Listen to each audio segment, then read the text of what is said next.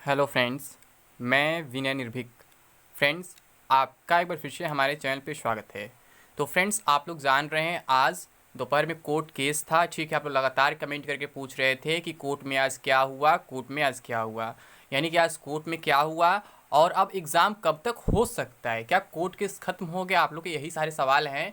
मतलब कि दिन में आज लगभग 20-25 कमेंट तो आ ही गए होंगे। ठीक है, लेकिन मेरे पास टाइम नहीं था कि मैं आपको अपडेट दे सकूं। तो फ्रेंड्स, अब मैं अपडेट देने जा रहा हूं, मतलब अपडेट दे रहा हूं आप लोग को कि आज कोर्ट केस में क्या हुआ है। तो सबसे पहले बहुत से लोग पूछते हैं मामला क्या है, किस मामले में कोर्ट केस किया गया। लोग पुराने वीडियोस देखते नहीं, बार बार कमेंट करके पूछते हैं कोर्ट कहाँ, मतलब केस कहाँ हुआ है, कैसे हुआ है, क्या मैटर है। जबकि मैं कई बार बता चुका हूँ फ्रेंड्स, ये केस जो है इलाहाबाद हाई कोर्ट में हुआ है, जहाँ पे पिछला केस किया गया था। बस यहाँ पे पेटिशनर चेंज हो गए हैं। जो पिछले बार पेटिशनर थे वो पेटिशनर इस बार नहीं है। वो पेटिशनर अभी भी पैसा ही इकट्ठा कर रहे हैं केस के चक्कर में। ठीक है, और उनका पैसा कभी भी इकट्ठा नहीं हो पाएगा, क्योंकि उनका मकसद क्या है आप भी जानते हैं, हम भी जानते हैं। वो लोग पिछला पैसा लूट के गायब हो चुके हैं। अब किसी को अता पता नहीं है वो कहाँ पे हैं, किस ग्रह पे हैं। पिछले बार लगभग 1 लाख रुपये वो लोग कलेक्ट किए थे। मैंने 80,000 डायरेक्टली कैलकुलेट करके बताया था कैसे उन्होंने 80,000 का घपला किया था, घोटाला किया था, और अभी तक वो वापस नहीं किया उन्होंने। ठीक है, क्या चकमा दिए थे, क्या बोले थे कि वो सबका पैसा जो इंक्लूड कर रहे हैं कोर्ट केस में, और सबका नाम भी इंक्लूड कर देंगे कि आप पेटिशनर बन गए हैं। और जब फाइनल ऑर्डर आया तो आपने देखा वहाँ पे जब केस डिस्पोज हुआ था, तो उसमें क्या था, केवल जितने लोग पहले शामिल थे 127 लोग जितने भी थे, उतने ही लोगों का नाम वहाँ पे आया पूरा डिटेल के साथ, उनका एड्रेस वगैरह जो भी था सब कुछ मेंशन था। लेकिन किसी नए को वहाँ पे ऐड नहीं किया गया था। बस एक टाइप्ड मैटर दिखा दिया गया था कि हाँ आपका नाम शामिल कर लिया गया, जबकि सच्चाई कुछ और था। सच्चाई ये था कि कोर्ट के साइट पे ऐसा कोई इन्फॉर्मेशन ही नहीं था कि हम नया पेटिशनर ऐड किए हैं। और आपको ये भी मालूम है कोर्ट में नए पेटिशनर बार बार ऐड नहीं होते हैं, हर चीज़ का एक रूल होता है। ठीक है, तो वो सब बात छोड़िए, वो आप लोग अपना पैसा समझिए, आपको किसको दिए किसको नहीं दिए। मैं तो आपको तब भी आगाह कर रहा था, अलर्ट कर रहा था कि आप लोग ऐसे पैसा मत उड़ाइए किसी को, पहले सही से इन्फॉर्मेशन निकाल लीजिए। लेकिन बहुत से लोग मेरी बात नहीं माने और अब जाके फंस चुके हैं। कोई 400 दिया, कोई 500 दिया, कोई 1,000 दिया, कोई 200 भी दिया, कुछ लोग 50 रुपये भी दिए हैं। ठीक है, तो वो फंसना आपका मतलब गलती है, मेरा गलती नहीं। मैं तो जो मेरा काम था मैंने कर दिया। मुझे कुछ शक लगा वहाँ पे तो मैंने आपको अलर्ट कर दिया कि यहाँ पे कुछ गलत होने वाला है। क्योंकि इतना पैसा किस बात का लग रहा है, वो भी इस छोटे से एडवोकेट के लिए, बिना एक्सपीरियंस वाले एडवोकेट के लिए आप इतना पैसा क्यों कलेक्ट कर रहे हैं। समझ में आने चाहिए खुद आपको। कोई बड़ा एडवोकेट तो है नहीं, कोई नाम तो है नहीं कि बहुत बड़े एडवोकेट है उनका फीस 2 लाख 1 लाख है। ठीक है, यहाँ 5 या 10 वाले एडवोकेट के लिए आप मतलब 1 लाख 1.5 लाख रुपये इकट्ठा कर रहे हैं और फिर कह रहे हैं कि हम पेटिशनर ऐड कर रहे हैं, तो फिर ये गलत है, ये साफ पता चल जाता है। इसलिए मैं आपको अलर्ट कर रहा था। तो वो बात छोड़िए फ्रेंड्स। तो अब बार बार ये क्वेश्चन मत करिए कहाँ पे केस हुआ। पिछले बार कुछ लोग शक कर रहे थे, बोल रहे थे कोई कोर्ट केस नहीं हुआ, अफवाह फैला रहा है, ये कर रहा है, वो कर रहा है। और जब मामला न्यूज़ में आने लगा सब लोग को बात समझ में आ गई कि हाँ कोर्ट केस सच में हुआ है। तो ऐसे इस बार भी हो रहा है, मामला न्यूज़ में नहीं आ रहा है, क्योंकि अभी कुछ ऐसा हियरिंग खास हुआ नहीं कि मतलब मामला न्यूज़ में आए, ताकि आप लोग को अपडेट सही से मिल सके और वेरीफाई हो सके हाँ केस हुआ है। तो पिछले बार भी आप लोग परेशान थे, बहुत से लोग जो प्रूफ का इंतजार कर रहे थे, प्रूफ मांग रहे थे, इस बार भी मांग रहे हैं। तो मैं पिछले बार भी कुछ नहीं बोला था, इस बार कुछ नहीं बोलूंगा। जिसको विश्वास हो वो वीडियो देखे सुने, मेरी बात होगी कि आज केस में क्या हुआ है क्या नहीं हुआ है। बाकी जिसे नहीं विश्वास है वो जा सकता है, गाली दे सकता है, वीडियो डिसलाइक कर सकता है, जो भी करना कर सकता है, मुझे फर्क नहीं पड़ता है। लेकिन जो अपडेट है, जो मेरा काम है वो तो मैं देता रहूँगा, वो करता रहूँगा। ठीक है, तो हम बात करते हैं आज के कोर्ट केस में क्या हुआ। तो फ्रेंड्स, मामला क्या था आपको मालूम है, वही जो मतलब कि क्या है आपका फॉर्म रिजेक्शन वाला।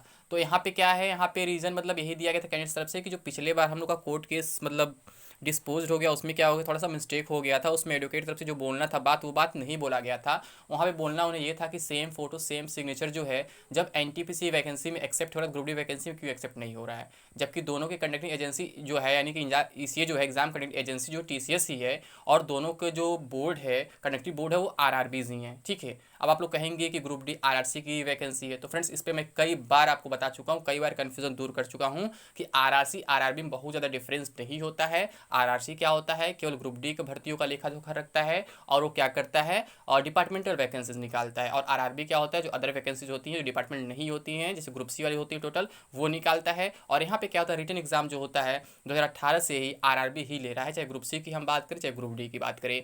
रिटन एग्जाम लेने के बाद, रिजल्ट देने के बाद आरआरबी क्या करेगा, आपका डिटेल आरआरसी को ट्रांसफर कर देगा। फिर फिजिकल मेडिकल वगैरह आपका सब कुछ आरआरसी की तरफ से होगा, न कि आरआरबी की तरफ से होगा। यानी अभी आप रिटन एग्जाम डेट के लिए आरआरबी की साइट चेक कर रहे हैं, लेकिन जब रिटन एग्जाम का रिजल्ट आ जाएगा उसके बाद से आपको आरआरसी के साइट चेक करनी होंगे कि आपका फिजिकल कब होने वाला है, फिजिकल का रिजल्ट कब आए, सब मतलब सब कुछ आपको आरआरसी के साइट्स पे मिलेंगे। लेकिन जो रिटन एग्जाम यानी जो सीबीटी है वो आपका आरआरबी से ही कंडक्ट हो रहा है, तो अभी आरआरबी पे ही डिटेल मिलेगा। और इस बार का नोटिफिकेशन जो है उसमें साफ साफ मेंशन किया गया है कि आरआरसी का नोटिफिकेशन है। जो 2018 नोटिफिकेशन था उसमें आरआरबी का ही नोटिफिकेशन लिखा हुआ था। क्यों? क्योंकि उस बार नोटिफिकेशन भी आरआरबी ही निकाला था। और इस बार क्या किया है, नोटिफिकेशन आरआरसी खुद खुद निकाला है, जो वैकेंसी फाइनली कंप्लीट करता है ग्रुप डी का, लेकिन बीच में क्या है, रिटन एग्जाम जो है वो आरआरबी ही करा रहा है इस बार भी, पिछले बार के ही तरह। यानी कि अभी जो हम चर्चा करेंगे वो आरआरबी पे करेंगे, न कि आरआरसी पे करेंगे। तो जो आपका एग्जाम कंडक्टिंग मतलब बोर्ड है तो आरआरबी है, ना कि मतलब वो शेल है, ना कि आरआरसी है। ठीक है, तो आज फ्रेंड्स हियरिंग काफ़ी लंबी चली हमेशा की तरह। ठीक है, यह सब तीसरी हियरिंग थी। तो यहाँ पे क्या हुआ है, यही रीज़न दिया गया कि मतलब कि हमारे फॉर्म को एक्सेप्ट किया जाए, मतलब हमारी कोई गलती नहीं है, हमारा फॉर्म सेम एक्सेप्ट हो चुका है दूसरे चीज़ में, तो यहाँ पे क्यों एक्सेप्ट नहीं किया गया है। ठीक है, तो यहाँ पे क्या मामला है, आपको मालूम है कोर्ट में क्या चल रहा है आजकल, आप कुछ भी बोल लीजिए, कुछ भी कर लीजिए, ऑर्डर जो आना होता है वही आता है। ठीक है, तो फ्रेंड्स यहाँ पे क्या हुआ है, यहाँ पे इन्होंने अपनी दलील दी और जो रेलवे के एडवोकेट थे उन्होंने अपनी दलील दी कि हमारा प्रोसेस आगे बढ़ चुका है, अब हम इसमें कुछ नहीं कर सकते हैं, हम एक और मौका पहले भी दे चुके थे, इसलिए अब हम दोबारा मौका नहीं दे सकते हैं, इसलिए हमारी वैकेंसी और लेट हो जाएगी, क्योंकि ऑलरेडी 2.5 साल लेट हो चुकी है। तो दोनों लोग का लॉजिक अपने जगह सही है। ठीक है, अगर एक केस पहले ही खत्म हो गया होता इतना प्रॉब्लम नहीं हुआ होता, लेकिन एडवोकेट की गलती की वजह से आप लोग पहला केस हार गए। ठीक, तो यहाँ पे क्या प्रॉब्लम फ्रेंड्स, दोनों लोग अपनी अपनी बात रखे हैं, लेकिन क्या हुआ फिर वही नतीजा कुछ नहीं मिला। जी हाँ फ्रेंड्स, नतीजा कुछ नहीं मिला, यानी कि न तो केस आज डिस्पोज्ड हुआ और ना ही फाइनल ऑर्डर कैंडिडेट्स के पक्ष में आया।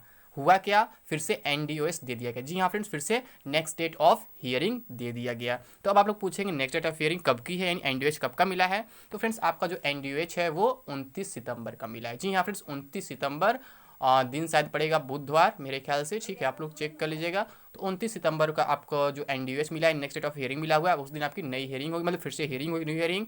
अब उसमें देखिए क्या होता है, उस दिन केस खत्म होता है या फिर उसमें भी आगे बढ़ता है, जो भी होगा आपको अब 29 तारीख को ही कंफर्म हो पाएगा। इससे पहले मैं बता नहीं सकता हूँ, मैं भविष्यवाणी तो कर नहीं सकता हूँ आगे क्या होने वाला है क्या नहीं होने वाला है, या क्या हो ही जाएगा डायरेक्टली। ठीक है, बस हम लोग जो मतलब प्रेडिक्शन कर सकते हैं, गारंटी नहीं ले सकते फ्यूचर की चीज़ों की। तो आगे देखिए क्या होता है, उम्मीद तो कम ही रह गया है कि मॉडिफिकेशन लिंक वगैरह मिलने वाला है, लेकिन फिर भी देखिए क्या होता है, जो भी होगा 29 तारीख को ही हो पाएगा। और आज का बस इतना ही अपडेट था कि आज कुछ खास रिजल्ट नहीं मिला है, जैसा कि नॉर्मली कोर्ट में होता ही है, लोग 3 बार 4 बार चक्कर लगवाते हैं, मतलब हियरिंग कराते ही रहते हैं और कोई अपडेट नहीं देते हैं सही से, मतलब कि कोई रिजल्ट नहीं देते हैं, या तो मतलब केस न जिताते हैं न हराते हैं, मतलब कुछ भी नहीं करते, बस लटकाते रहते हैं। ऐसा आपने कैट वाले केस में देख ही लिया है। तो यहाँ भी देखिए कब तक ये लोग खींचते हैं, लेकिन अभी तो एक हियरिंग की डेट मिल गई 29 तारीख की। अब आगे देखिए लोग डेट्स और आगे देते हैं जज साहब, या फिर उसी दिन केस को खत्म कर देते हैं किसी भी एक पक्ष में ऑर्डर सुना के, क्या होता है। वैसे इनका इंटेंशन तो देखकर यही लग रहा है कि ये आपके केस को डिस्पोज कर देंगे, यानी कि आप केस नहीं जीत पाएंगे, क्योंकि आपको दोनों तरफ की बात समझ में आ गई होगी कि अगर आप भी जज की जगह पे होते तो आप भी कंफ्यूज रहते आपको क्या करना है, और अगर आप ऊपर से प्रेशराइज हैं तो फिर आप खुद समझ सकते हैं कि आपको और क्या करना है।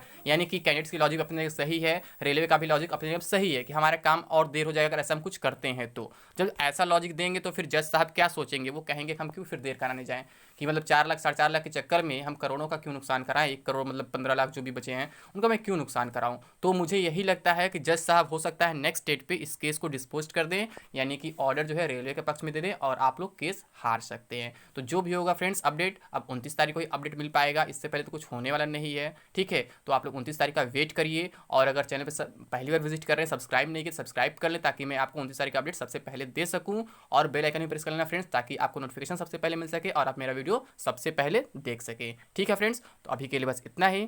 थैंक यू, जय हिंद, जय भारत।